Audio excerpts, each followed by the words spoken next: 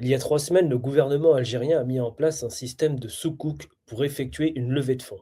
On espère récupérer environ 2,3 milliards de dollars. 2 milliards d'euros, c'est la somme que l'Algérie vient de lever sans intérêt. Pendant que la France s'endette à coups d'obligations classiques, l'Algérie, elle, change les règles du jeu. L'État algérien vient en effet de lancer sa première émission de soukouk souverain. Un soukouk, cela signifie qu'au lieu d'emprunter de l'argent, comme la France le fait, il utilise directement ses propres actifs pour se financer. Ici, il ne s'agit pas de prêter de l'argent à l'État, il s'agit d'acheter une part d'un actif réel, ou plus précisément le droit d'utiliser un bâtiment, un terrain ou une infrastructure publique. Plus concrètement, l'Algérie finance son budget avec ce qu'on appelle la finance islamique.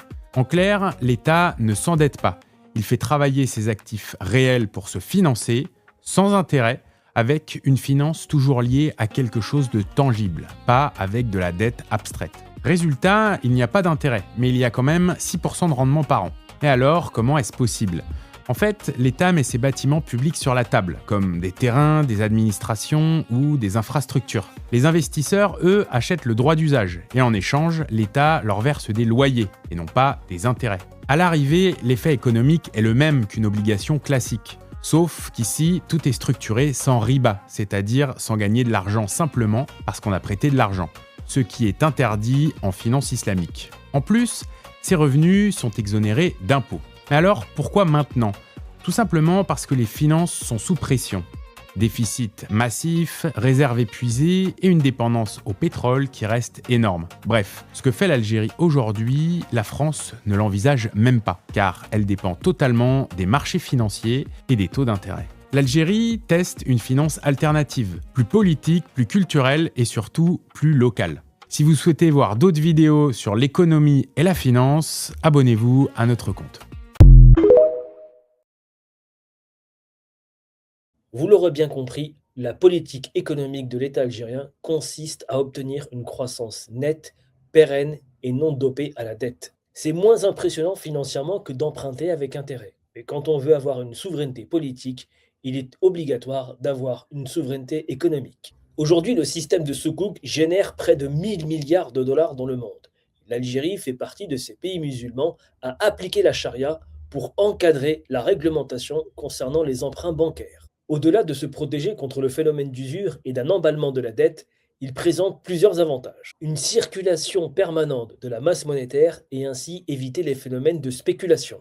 Rassurer les investisseurs en leur certifiant qu'ils investissent dans des actifs non toxiques, basés sur la création de richesses et de valeur ajoutée sans avoir à investir toujours plus. Aux antipodes de montages financiers comme les chaînes de Ponzi et autres produits toxiques garantissant des rendements en majorité grâce à l'apport de capitaux venus de l'extérieur. Une monnaie sûre, stable et se basant grandement sur la réalité des échanges commerciaux, évitant ainsi les produits toxiques comme la planche à billets ou l'inflation.